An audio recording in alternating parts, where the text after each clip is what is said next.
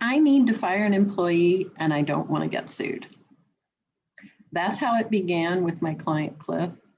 And to be honest, it's how a lot of my clients come to me, right? They come with this situation that is very uncomfortable for them. It's a huge conflict because they typically like their employees, but they're not producing what they need for their business. And that's what happened with Cliff. So I'm Nancy Schick of 30-Year Conflict Resolution. And a lot of you can probably relate to Cliff's story. I can relate to Cliff's story. He hired a friend and who was kind of down on his luck, right? The friend had lost a job and Cliff needed help in his store. So he said, great, I'm going to have you come work for me. And he expected a certain level of loyalty and hard work. He had even loaned this friend, now employee, money, and he had done a lot of different things over the years to help him out.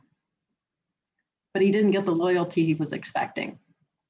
Instead, what he got was an employee who talked down to him, who showed up when he wanted, did his work however he wanted, and started to act almost like he owned the business. So Cliff was really in a quandary because he couldn't figure out what went wrong. And it wasn't always the obvious. So if you're in that situation, take that first choice, right, from the 30-year conflict resolution process. Forgive yourself.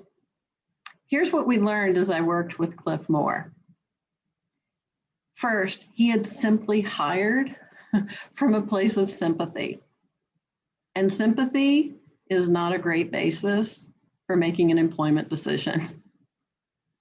It's kind of you, but you often set your employee up for failure because you haven't made the hire consistent with the position, right? So you want to make sure those two come together, that they're compatible. Just like any other relationship, if it's not compatible, it's not going to work out well.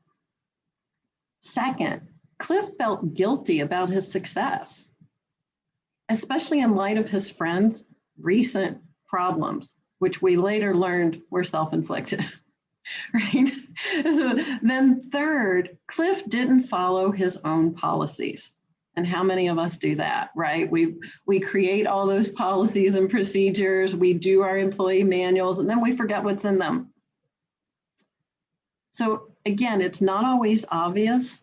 And if you're struggling with something like this, I invite you to take advantage of the free 30-minute breakthrough call. I'll put a link in the notes to the video. And in the meantime, keep listening with your third ear for those hurts you can heal.